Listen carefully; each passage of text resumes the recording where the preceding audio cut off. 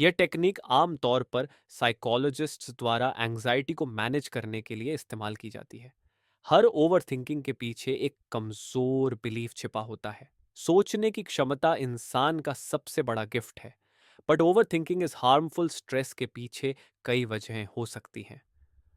Stress diaries और journals का इस्तेमाल करें। Set clear goals, smart goals, effective time management tips. क्या आपका माइंड भी हर छोटी बात को इतनी बार दोहराता है कि वह आपकी रातों की नींद और दिन की शांति छीन लेता है? कभी ऐसा महसूस होता है कि जितना सोचते हैं उतना ही उलझते जा रहे हैं? अगर हाँ, तो रुकिए, क्योंकि आप अकेले नहीं हैं। आज का यह वीडियो आपके लिए एक गाइड की तरह होगा जो आपको सिखाएगा कि कैसे अपने थॉट्स को कंट्रोल करें, ताकि वे आपके अगेंस्ट नहीं बल्कि आपके लिए काम करें। ये टिप्स और टेक्निक्स न केवल आपको ओवरथिंकिंग के जाल से बाहर निकालेंगी, बल्कि आपकी लाइफ को ज़्यादा फोकस्ड और पीसफुल बनाएंगी। अगर आप इस मेंटल कॉस्ट को एंड करना चाहते हैं और एक क्लियर माइंडसेट के साथ आगे बढ़ना चाहते हैं, तो इस वीडियो को पूरा देखें। आपका सॉल्यूशन यहाँ से शुरू होता है। हेलो फ्रेंड्स, आपका स्वागत है आपके अपने चैनल बेटर लाइफ पर। ओवरथिंकिंग क्या है? ओवरथिंकिंग तब होती है जब आप किसी प्रॉब्लम या डिसीजन के बारे में ज़रूरत से ज़्यादा सोचने लगते हैं। आप एक ही विचार को बार बार अपने दिमाग में दोहराते हैं, अलग अलग सिनारियोस की कल्पना करते हैं या इस बात की चिंता करते हैं कि क्या होगा। सोच विचार करना ज़रूरी है, लेकिन जब यह इतना ज़्यादा हो जाए कि आपको स्ट्रेस महसूस हो या आप किसी काम पर ध्यान न दे पाएं, तो इसे ओवर थिंकिंग कहा जाता है। यह वैसा है जैसे आपका दिमाग किसी क्लियर और हेल्पफुल सॉल्यूशन ढूंढने के बजाय अलग अलग दिशाओं में भटक रहा हो। आज हम इसी समस्या का समाधान ढूंढने वाले हैं। अगर आपकी भी समस्या अत्यधिक सोचने की है, तो आज इस समस्या का आखिरी दिन हो सकता है। Introduction of book. आज हम बात करेंगे स्टॉप ओवरथिंकिंग बुक के बारे में, जिसे निक ट्रेंटन ने लिखा है। इस किताब की समरी में आप एंजाइटी को कम करने और अपने दिमाग पर कंट्रोल हासिल करने के प्रैक्टिकल स्टेप्स सीखेंगे। भटकता हुआ मन दुखी मन होता है। अगर आप बार बार पिछली घटनाओं को एनालाइज करते हैं या भविष्य को लेकर इतना सोचते हैं कि छोटे छोटे कामों पर भी ध्यान नहीं दे पाते, तो यह ओवर थिंकिंग का संकेत है। हम में से बहुत से लोग हैबिचुअली ओवर थिंकर बन जाते हैं, क्योंकि हमें यह इल्यूजन होता है कि किसी समस्या पर बार बार सोचने से हम उसका समाधान निकाल रहे हैं। लेकिन सच्चाई यह है कि ज्यादा चिंता आपको उलझा देती है और सही प्लान बनाने के बाद भी आपका दिमाग ओवरथिंकिंग करता रहता है। अगर आप अपनी चिंता को तेजी से कम करना चाहते हैं और अपने दिमाग को कंट्रोल करना चाहते हैं, तो आपको इसकी जड़ों पर काम करना होगा। यह सब आप इस समरी में सीखेंगे। किताब को आसानी से समझने के लिए हमने इसकी महत्वपूर्ण बातों को 7 चैप्टर्स में डिवाइड किया है। So let's start a new journey for better life. Chapter 1, Effective methods to stop overthinking. Method 1, the 5-4-3-2-1 technique. 5 से 4 से 3 से 2 से 1 तक। टेक्निक एक ऐसा पावरफुल तरीका है जो आपके दिमाग को डिस्ट्रैक्ट करता है और आपको कंट्रोल की फीलिंग वापस दिलाता है। ये टेक्निक आमतौर पर साइकोलॉजिस्ट्स द्वारा एंजाइटी को मैनेज करने के लिए इस्तेमाल की जाती है। यह आपकी अटेंशन को आपके विचारों से हटाकर आपके इमीडिएट एनवायरनमेंट पर फोकस करने में मदद करती है। इसे इस्तेमाल करने का तरीका इस प्रकार है। धीरे धीरे 5 से 1 तक उल्टी गिनती करें। हर संख्या के साथ अपनी सेंसेस को एंगेज करें। 5, अपने आस-पास की 5 चीजें देखें। 4, 4 अलग-अलग साउंड सुने। 3, 3 अलग-अलग साउंड सुने। 3 सेंसेशंस को महसूस करें, जैसे कपड़ों का टेक्सचर या कुर्सी का स्पर्श। तो अलग अलग स्मेल्स को पहचानें। एक किसी एक टेस्ट को महसूस करें। इसे इस तरह समझें कि आपकी कॉन्शियसनेस एक बॉल की तरह है जो आपके शरीर के अंदर और बाहर घूमती रहती है। जब आप ओवर थिंकिंग करते हैं, तो यह गेंद केवल आपके दिमाग के अंदर ही घूमती रहती है, बार बार उन्हीं थॉट्स और सिनेरियोस पर टकराती है। जैसे ही आप अपने आसपास किसी एक चीज पर फोकस करते हैं, जैसे कि लकड़ी के डेस्क की लाइंस या उसकी टेक्सचर, आपकी कॉन्शियसनेस की गेंद आपके दिमाग से बाहर आकर उस डेस्क पर कंसंट्रेट करने लगती है। इस तरह 5 से 4 से 3 से 2 से 1 तकनीक का इस्तेमाल करके आप अपनी चिंता को कम कर सकते हैं और अपने दिमाग को शांत कर सकते हैं। Method 2, counter belief experiment. हर ओवरथिंकिंग के पीछे एक कमजोर बिलीफ छिपा होता है। उदाहरण के लिए, अगर आप किसी प्रेजेंटेशन से पहले घबराहट महसूस कर रहे हैं, तो आपके मन में यह बिलीफ हो सकता है कि आप पूरी तरह तैयार नहीं हैं। इस बिलीफ को चैलेंज करने के लिए आप ये स्टेप्स को फॉलो कर सकते हैं। एक, अपना बिलीफ क्लियर करें। खुद से पूछें, मुझे अपने बारे में, दूसरों के बारे में या भविष्य के बारे में क्या बिलीफ है। दूसरा, काउंटर बिलीफ तैयार करें। अपने मूल बिलीफ को उलट दें।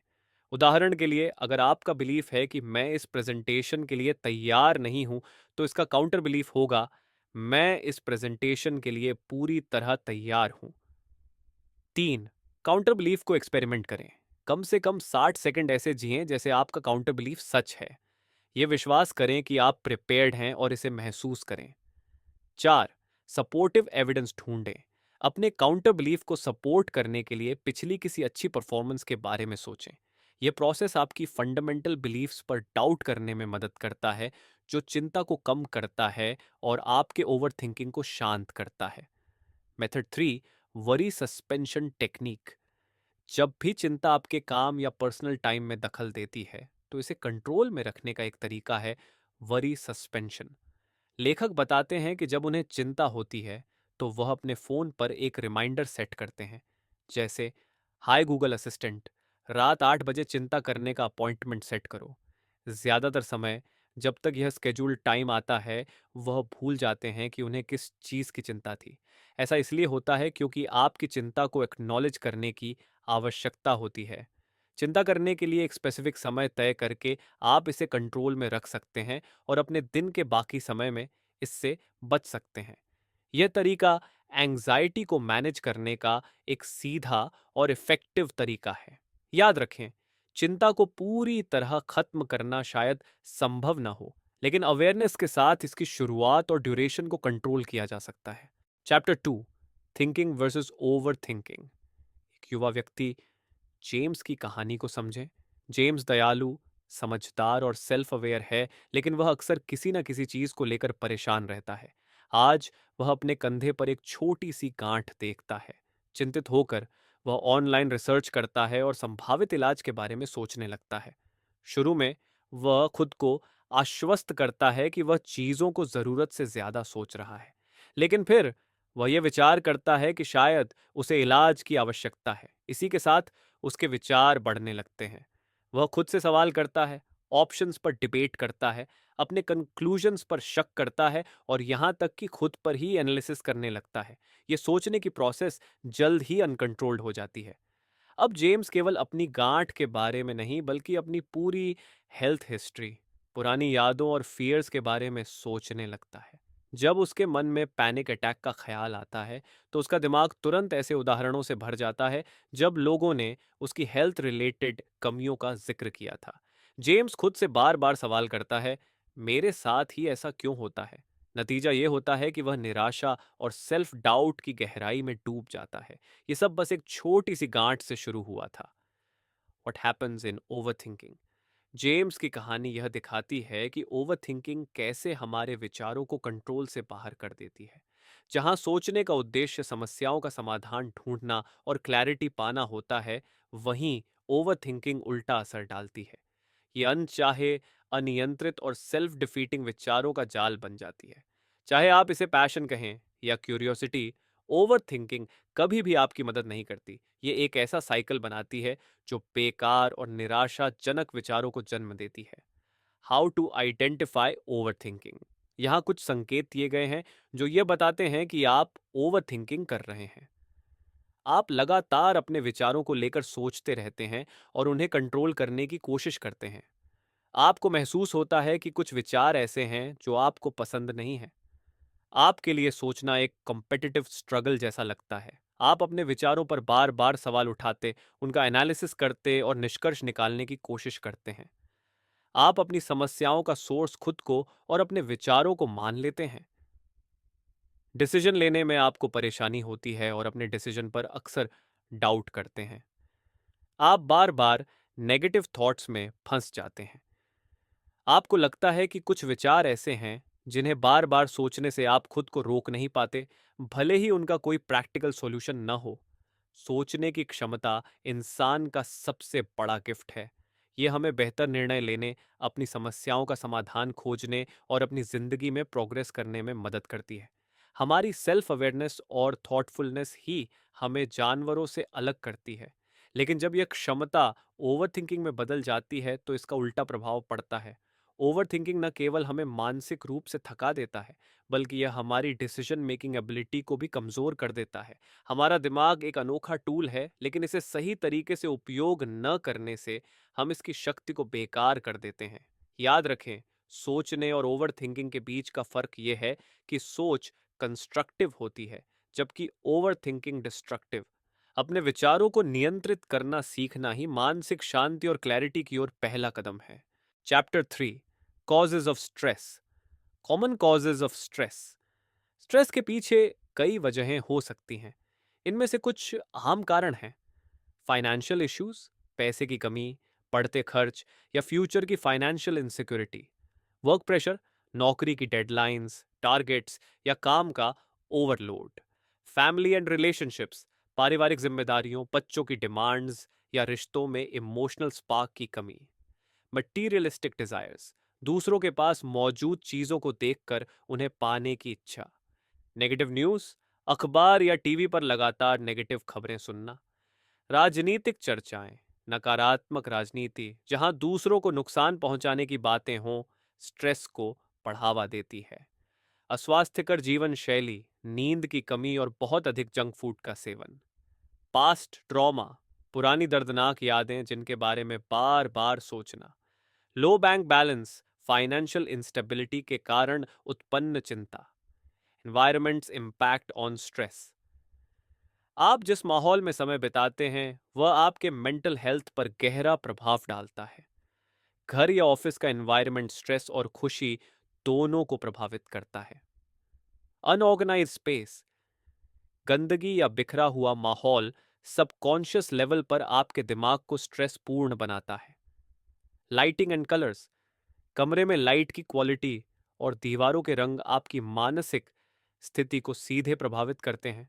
सॉफ्ट और वार्म लाइट और हल्के रंग दिमाग को शांत रखते हैं। स्मेल एंड साउंड, खुशबू और आवाजें भी मूड और स्ट्रेस लेवल्स पर असर डालती हैं। सुखद खुशबू और सॉफ्ट म्यूजिक स्ट्रेस को कम करने में मदद कर सकते हैं। पीपल अराउंड यू, जिन लोगों के साथ आप समय बिताते हैं उनके व्यवहार और ऊर्जा का असर आपके मन पर पड़ता है। नेगेटिव लोग स्ट्रेस बढ़ा सकते हैं, जबकि पॉजिटिव लोग मन को हल्का और खुश रख सकते हैं। How to deal with stressful environments. Stress पूर्ण माहौल को बदलने के लिए कुछ प्रैक्टिकल टिप्स। एक, डिक्लटर रेगुलरली। अपने घर और वर्कस्पेस को ऑर्गेनाइज्ड रखें। साफ सुथरा माहौल दिमाग को शांति देता है। दो, चुने शांति के रंग। हल्के और सुखद रंगों का चुनाव करें, जैसे सफेद, हल्का नीला या हरा। थ्री, प्रकृति लाएं, इंडोर्स। इंडोर प्लांट्स का उपयोग करें, ये स्ट्रेस लेवल्स को कम करने और फ्रेश एयर देने में मदद करते हैं। चार, कंट्रोल साउंड्स एंड स्मेल्स। शांत माहौल के लिए सॉफ्ट म्यूजिक सुने और कमरे में एसेंशियल ऑयल्स या सेंटेड कैंडल्स का इस्तेमाल करें। पांच, be selective with news and social media. Negative खबरों और टॉक्सिक डिस्कशन से बचें। द सटल स्ट्रेसर्स, कई बार हमें पता भी नहीं चलता कि छोटे छोटे बदलाव हमारे दिमाग पर कितना बड़ा प्रभाव डाल सकते हैं। लाइट, स्मेल, साउंड्स और माहौल के रंग स्ट्रेस और खुशी को इनडायरेक्टली प्रभावित करते हैं। इन्हें कंट्रोल करके आप अपने मानसिक स्वास्थ्य को बेहतर बना सकते हैं। तनाव को समझना और इसके पीछे के कारणों पर ध्यान देना इसे कम करने की दिशा में पहला कदम है। याद रखें, एक साफ और सकारात्मक वातावरण एक शांत मन बनाता है। Chapter 4, consequences of overthinking. Overthinking, a hidden enemy. क्या आपको जेम्स याद है? हमने उसके दिमाग की एक झलक देखी थी। लेकिन जरा सोचिए कि अगर वह 24 घंटे 7 दिन ऐसा ही करता रहे तो क्या होगा? कई लोग ओवर थिंकिंग और चिंता को नुकसानदायक नहीं मानते। वे इसे बस सोचने का हिस्सा समझते हैं। लेकिन वास्तविकता यह है कि चिंता और ओवर थिंकिंग केवल विचार नहीं है। ये फिजिकल, मेंटल, साइकोलॉजिकल, सोशल और स्पिरिचुअल लेवल पर गहरा प्रभाव डालते हैं। जब हमारा दिमाग किसी खतरे को महसूस करता है तो एचपी एक्सिस, हाइपोथैलेमस, पिट्यूटरी और एड्रीनल ग्लैंड्स एक्टिव हो जाता है। यह सिस्टम स्ट्रेस हार्मोन्स जैसे कॉर्टिसोल और एड्रेनलिन को रिलीज करता है ताकि शरीर फाइट और फ्लाइट के लिए तैयार हो सके। यह प्रक्रिया शॉर्ट टर्म में सहायक हो सकती है, लेकिन लंबे समय तक सक्रिय रहने पर इसका हानिकारक प्रभाव पड़ता है। फिजिकल इम्पैक्ट ऑफ ओवरथिंकिंग का शरीर पर इमीडिएट और लॉन्ग टर्म असर पड़ता है। सिरदर्द, नौजिया और मसल टेंशन, थकान, ड्राई माउथ और चक्कर आना, तेजी से सांस लेना, इंक्रीज्ड ब्रीदिंग रेट, पाचन में गड़बड़ी, डाइजेशन इश्यूज, इम्यून सिस्टम कमजोर होना जिससे बीमारियां बढ़ती हैं, मेमोरी पावर में कमी, लंबे समय तक के stress heart diseases, hormonal imbalance और नींद की समस्याएं पैदा कर सकता है। Mental and psychological effects, over thinking दिमाग और मानसिक स्थिति पर गहरा असर डालता है। मानसिक थकावट और चिंता बढ़ना, ध्यान केंद्रित करने में कठिनाई, मोटिवेशन और सेक्सुअल डिजायर की कमी, नेगेटिव सेल्फ टॉक, डिप्रेशन और जीवन में दिलचस्पी खत्म होना, नाइटमेयर्स और इमोशंस पर नियंत्रण खोना। ओवरथिंकिंग से न केवल नेगेटिव थॉट्स बढ़ते हैं, बल्कि यह सेल्फ कॉन्फिडेंस को भी कम कर देता है। Social and environmental impact, overthinking के कारण व्यक्ति के सामाजिक जीवन पर भी असर पड़ता है। रिश्तों में दिलचस्पी की कमी, काम की प्रोडक्टिविटी में गिरावट, दोस्तों और परिवार से दूरी बनाना, नशे की लत या सेल्फ डिस्ट्रक्टिव एक्टिविटीज में शामिल होना। जो लोग लगातार ओवरथिंकिंग में उलझे रहते हैं, वे अपने जीवन का आनंद खो देते हैं। वे अपने भविष्य के लिए प्लान करना छोड़ देते हैं और लाइफ को मीनिंगलेस की तरह देखने लगते हैं। Cortisol, the stress hormone, overthinking से कॉर्टिसोल का लेवल बढ़ता है, जो एक, शरीर में एनर्जी को इम्बैलेंस करता है। 2, ब्रेन को और अधिक स्ट्रेस में डालता है। 3, व्यक्ति को गलत डिसीजंस लेने पर मजबूर करता है, जैसे देर रात तक जागना, अनहेल्थी फूड खाना या खुद को आइसोलेट करना। जब यह एक आदत बन जाती है तो मामूली चिंताएं बड़ी और जटिल लगने लगती हैं।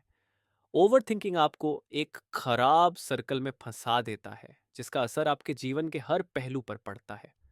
Breaking free from overthinking, overthinking से बचने का पहला कदम है इसे पहचानना और स्वीकार करना। हर किसी का सोचने का तरीका अलग होता है, लेकिन सबसे जरूरी यह है कि आप अपने अनुभवों को कैसे एनालाइज करते हैं और उन्हें कैसे संभालते हैं। Tips to overcome overthinking: awareness practice, अपने विचारों को नोटिस करें और उन्हें बिना जजमेंट के स्वीकार करें। माइंडफुलनेस टेक्निक्स, ब्रीदिंग एक्सरसाइजेज और मेडिटेशन करें। Healthy habits, regular sleep schedule और बैलेंस्ड डाइट मेंटेन करें। Positive self talk, negative self talk को चुनौती देकर उसे पॉजिटिव अफर्मेशन से बदलें। शारीरिक गतिविधि, व्यायाम आपके स्ट्रेस हार्मोन्स को कम करने में मदद करता है। शौक में शामिल हों, खाली समय में खुद को कंस्ट्रक्टिव एक्टिविटीज में इन्वॉल्व करें। ओवरथिंकिंग आपके माइंड का सबसे बड़ा दुश्मन बन सकता है, लेकिन प्रैक्टिस और सही अप्रोच के साथ आप अपने दिमाग को कंट्रोल कर सकते हैं। रिमेंबर, आपका माइंड आपका टूल है, आपका मास्टर नहीं। Chapter 5, 4 age of stress management. Overthinking के तूफान में ये मेथड्स एक जीवन सेफ्टी बोर्ड की तरह हैं। ये मेथड्स हैं: अवॉइड, ऑल्टर, एक्सेप्ट और अडेप्ट। जीवन के हर स्ट्रेस से डील करने में यही 4 मेथड्स काम आते हैं। अवॉइड, तो सबसे पहली चीज है अवॉइड। ये सुनने में आसान लगता है, लेकिन जीवन में बहुत सी परेशानियां हैं जिनसे आप आसानी से दूर नहीं जा सकते हैं। हम जीवन में हर चीज को कंट्रोल नहीं कर सकते, लेकिन आप अपनी शर्तों को मैनेज कर सकते हैं ताकि आपको स्ट्रेसपूर्ण माहौल में या स्ट्रेसपूर्ण लोगों के साथ न रहना पड़े। इस बारे में सोचें कि आपके आसपास के माहौल में आप किससे स्ट्रेसपूर्ण हो रहे हैं और आप इसे कैसे कंट्रोल कर सकते हैं या पूरी तरह से दूर कर सकते हैं। उदाहरण के लिए, मान लीजिए शनिवार को रिटेल आउटलेट में बहुत भीड़ होती है, तो आप अपनी शॉपिंग के समय को कम भीड़ वाले समय पर रीस्केड्यूल कर सकते हैं ताकि आप अपनी वीकली शॉपिंग सबसे शांत समय पर कर सकें। इस तरह अगर आप इसे टाल देते हैं तो बिजी सुपरमार्केट के स्ट्रेस को नियंत्रित करने की कोई ज़रूरत ही नहीं होगी। ठीक इसी तरह आप स्ट्रेस पूर्ण लोगों से भी बच सकते हैं। अगर आपको लगता है कि जब आपकी फैमिली हॉलीडेज के समय आपके साथ रहती हैं तो आपका स्ट्रेस बढ़ जाता है, तो उन्हें पास के किसी रूम में ठहराने का तरीका ढूंढें या ऐसी किसी भी गतिविधि की प्लानिंग करने से बचें जहां आप घंटों एक कमरे में एक साथ अकेले हों और आपके पास एक दूसरे को स्ट्रेस देने के अलावा कोई काम ना हो। जब आप स्ट्रेस से बचते हैं तो जिम्मेदारियों से भाग नहीं रहे होते या असल समस्याओं से इनकार नहीं कर रहे होते। आप बस उस स्ट्रेस को नहीं कहना सीख रहे होते हैं जो अनावश्यक और हार्मफुल है। आप उन स्थितियों और लोगों को हमेशा ना कह सकते हैं जो आपके रिसोर्सेज से बहुत ज़्यादा डिमांड करते हैं। ये रिसोर्सेज आपके मेंटल एनर्जी, फोकस, पैसे और टाइम हो सकते हैं। अगर जीवन में कोई चीज़ आपका सारा समय बर्बाद कर रही है तो उसे नो कहने से रुके नहीं। ऑल्टर अपना वर्क स्केड्यूल देखें और उन 2 या 3 चीज़ों से छुटकारा पाएं जो बहुत ज़रूरी नहीं है। इसके लिए वह काम किसी और को सौंपें या किसी और को जिम्मेदारी लेने दें। तो अगली बार जब आप किसी स्ट्रेसपूर्ण स्थिति का सामना करें तो अपने आप से पूछें, क्या मैं इस पूरी चीज से बच सकता हूं? अगर आप कर सकते हैं तो करें। अगर ऐसा नहीं कर सकते तो उस स्थिति को बदलने के तरीके ढूंढें। आपके पास हमेशा दूसरों से अपना बिहेवियर बदलने के लिए कहने का ऑप्शन होता है। उदाहरण के लिए, अगर बार बार आपके बाल आपके अनुसार नहीं काट रहा तो उन्हें ठीक से काटने के लिए कहें।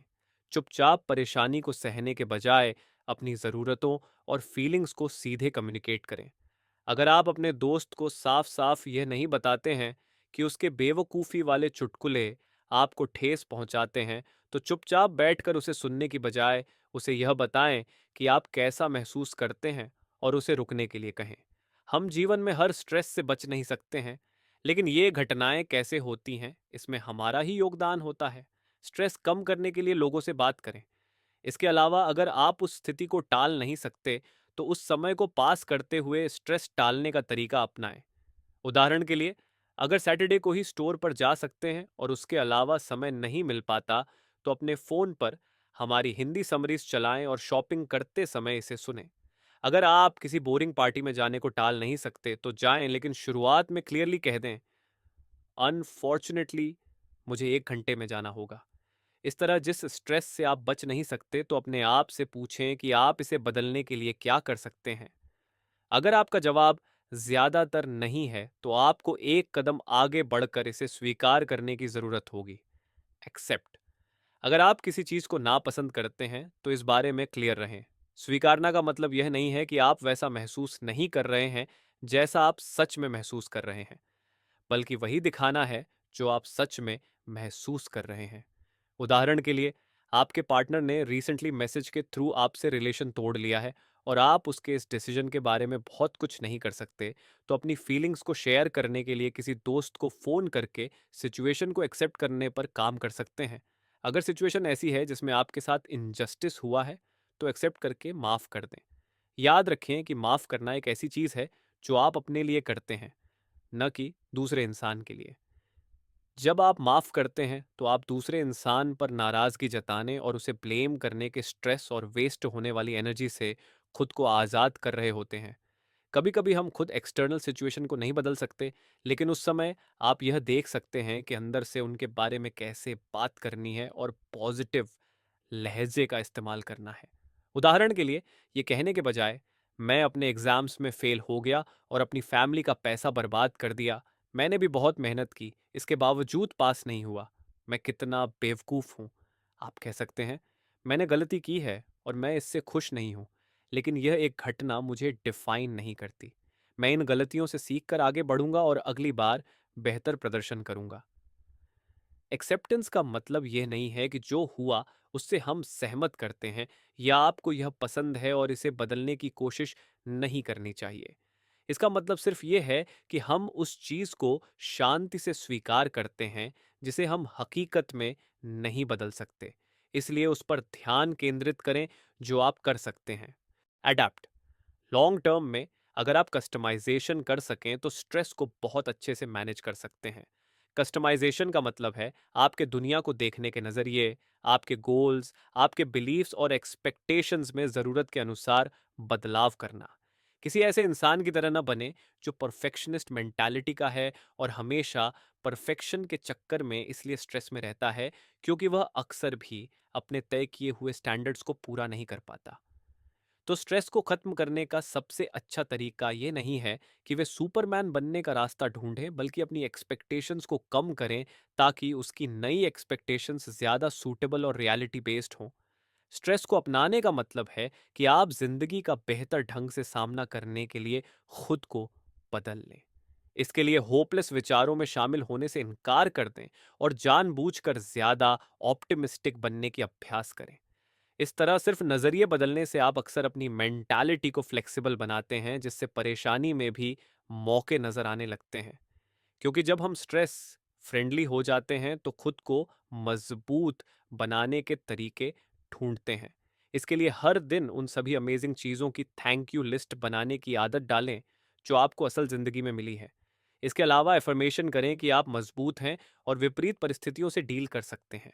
अगर आपके पास इस तरह की शक्तिशाली अप्रोच, विचारों और मोटिवेशन है, तो आप कॉन्फिडेंस से स्थितियों का सामना कर सकते हैं। और इस मानसिकता के साथ जीने से आपकी पर्सनैलिटी बेहतर बनती है। तो ये हैं स्ट्रेस मैनेजमेंट के 4 प्रिंसिपल्स।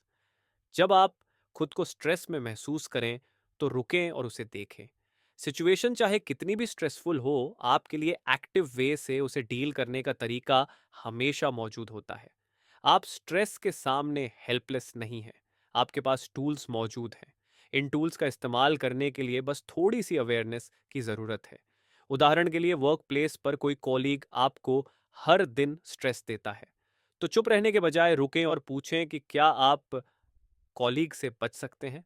कैफेटेरिया में उनसे मिलने से बचने के लिए अलग समय पर लंच करें या फिजिकली उनसे दूर बैठें।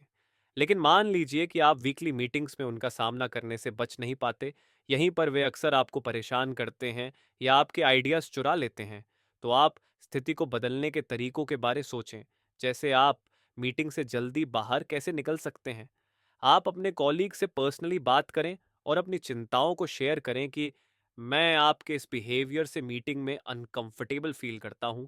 जब आप मुझे रोकते हैं तो लगता है कि मुझे रिजेक्ट कर दिया गया। अगली बार मीटिंग में आप अपने आइडियाज शेयर करें और कृपया मुझसे थोड़ा लिमिट में रहें। अगर इनमें से कुछ भी हकीकत में संभव नहीं है, तो स्थिति को स्वीकार करें। किसी करीबी दोस्त से अपनी निराशा के बारे में बात करें या खुद को यह हकीकत समझाएं कि उस कॉलीग का नेचर ही ऐसा है, वह सभी को परेशान करता है, इसलिए उसे पर्सनली न लें। अंत में आप ज्यादा कॉन्फिडेंट और आउटस्पोकन व्यक्ति बनने पर काम करके उसे कंट्रोल कर सकते हैं।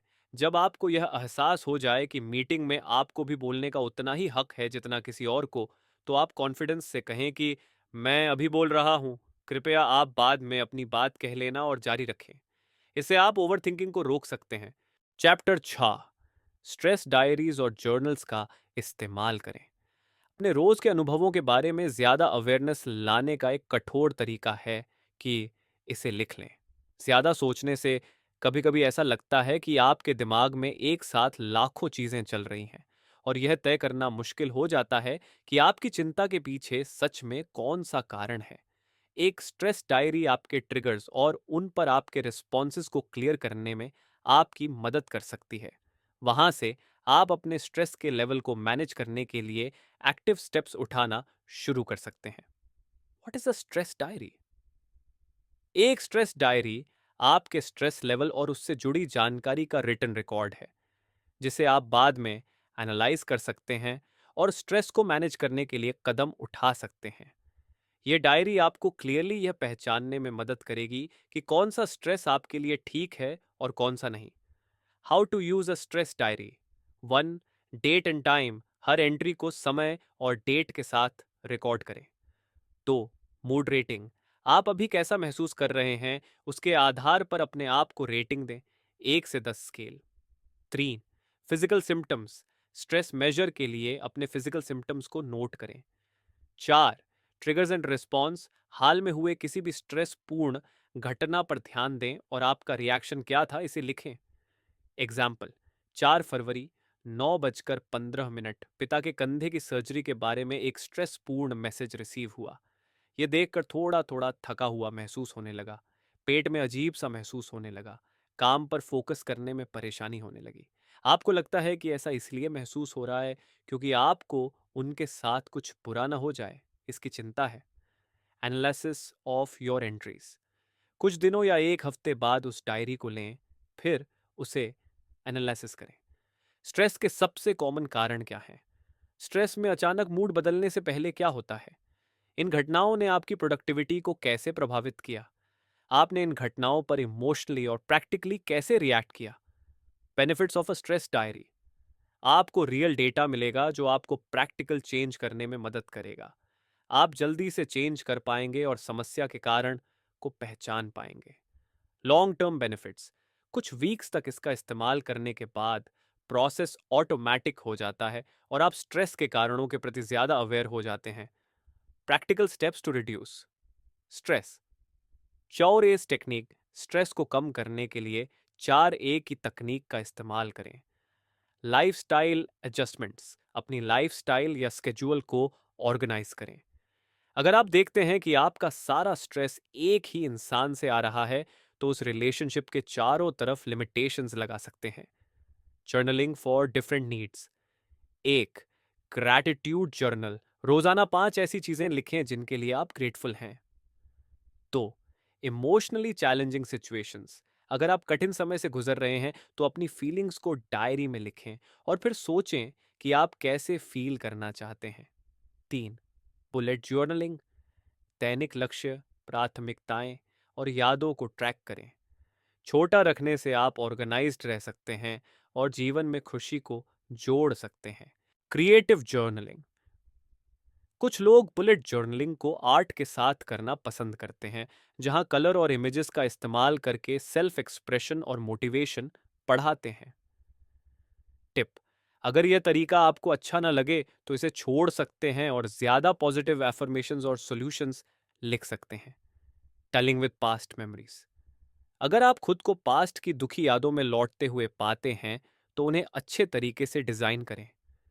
अच्छी यादें और सीखें लिखें। नोट करें कि क्या चीजें आप अब बदल सकते हैं जो पहले नहीं बदल पाई थी। Example of reframing past mistakes. Mistake: मैंने गलत किया। रिफ्रेम: मैं युवा था और सीख रहा था और अब उस अनुभव ने मुझे ज्यादा मेच्योर बना दिया है। जर्नलिंग आपको अपने थॉट्स को इकट्ठा करने, प्रॉब्लम्स को सुलझाने और अपनी इनर वॉइस को सुनने में मदद करता है। यह डायरी एक थेरेपिस्ट की तरह काम करती है और जैसे जैसे आप इसे नियमित रूप से करते हैं, ये आपके मेंटल हेल्थ को सुधारने में मदद करती है। चैप्टर 7, अपने टाइम और इनपुट्स को मैनेज करें। हमारी चिंता का सबसे बड़ा सोर्स खराब टाइम मैनेजमेंट है। आप उन चीजों को प्रायोरिटी देते हैं जो दुखी करती हैं और उन चीजों को पर्याप्त समय देने को टाला करते हैं जिनसे आपको सच में खुशी मिलती है। आप एंजॉयमेंट और आराम के लिए शायद ही कभी समय निकाल पाते हैं, इसलिए अपने स्ट्रेस लेवल को कम करने के लिए एक्टिवली ऐसा करना चाहिए। Effective time management tips. एक, एक दैनिक दिनचर्या बनाएं। अपने कामों को प्रायोरिटी के हिसाब से करें।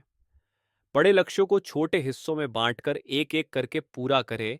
इससे आप खुशी के साथ बिना किसी स्ट्रेस के आगे बढ़ेंगे। दूसरा, अलेन की इनपुट प्रोसेसिंग टेक्निक का उपयोग करें। छोटी चीजों पर रिएक्शन देने से पहले यह सोचें कि आप कैसे रिएक्शन दे रहे हैं, कॉल्स, ईमेल आदि। फिर अपनी प्रेजेंट रिएक्शन के बेस पर बेहतर तरीके की प्लानिंग बनाएं।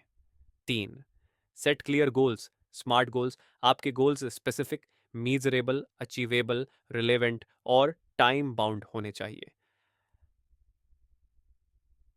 स्पेसिफिक: अपने गोल्स को बहुत स्पेसिफिक डिटेल्स के साथ नोट करें ताकि आप जान सकें कि सच में क्या करना है। मेजरेबल: कोई स्टैंडर्ड या पैमाना बनाएं जिससे आपको पता चले कि आपने यह गोल हासिल कर लिया है। अचीवेबल: यह सुनिश्चित करें कि आपका गोल सच में अटेनेबल है, न कि एक सपना। रेलेवेंट: ये लक्ष्य आपके जीवन की वैल्यूज से जुड़ा होना चाहिए और इसे हासिल करने से आपकी लाइफ में पर्पस पूरा होगा। टाइम बाउंड: एक समय सीमा तय करें ताकि आप इसे निश्चित समय में पूरा कर सकें। अपना टाइम और इनपुट सही तरीके से मैनेज करके आप अपने गोल्स को क्लियरली समझ सकते हैं और स्ट्रेस को मैनेज कर सकते हैं। सही दिशा में समय लगाना आपके मेंटल और फिजिकल हेल्थ को बेहतर बनाए रखेगा। कंक्लूजन। तो दोस्तों, ये थी स्टॉप ओवर थिंकिंग किताब की समरी। हमने किताब से अब तक जो कुछ भी सीखा है, उसको एक बार दोहरा लेते हैं ताकि आसानी से याद रहे। 1. ओवरथिंकिंग का मुख्य कारण ज़रूरत से ज़्यादा किसी चीज़ के बारे में सोचना है। 2. ओवरथिंकिंग से होने वाले स्ट्रेस को रोकने के लिए यह तरीके अपनाएं।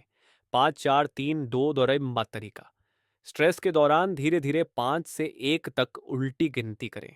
जैसे ही आप उल्टी गिनती करते हैं, अपनी 5 सेंसेस में से एक को शामिल करने के लिए हर संख्या को एक साइन के रूप में इस्तेमाल करें।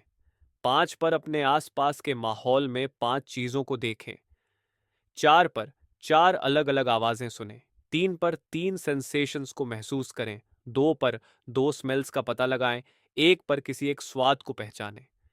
चिंता करने के लिए एक समय तय कर लें, क्योंकि ज़्यादातर समय हमारी चिंताएं सिर्फ एक्सेप्टेबल होना चाहती हैं। चिंता करने के लिए एक निर्धारित समय तय करके आप अपनी चिंता को एक्सेप्ट करते हैं और इसे समय के एक छोटे हिस्से तक ही सीमित रखते हैं। और कई बार तो वह समय आते आते चिंता याद ही नहीं रहती। अपने जीवन में और आसपास पॉजिटिव चीज़ों पर ध्यान दें। आप कमेंट बॉक्स में बताएं कि बुक की किस बात ने आपको सबसे ज़्यादा प्रभावित किया। अगर आप इस किताब को खरीदना चाहते हैं तो लिंक डिस्क्रिप्शन में है। चैनल बेटर लाइफ को सब्सक्राइब करना ना भूलें और इस वीडियो को लाइक और शेयर ज़रूर करें। अगले वीडियो में फिर मिलेंगे एक नई किताब के साथ। धन्यवाद।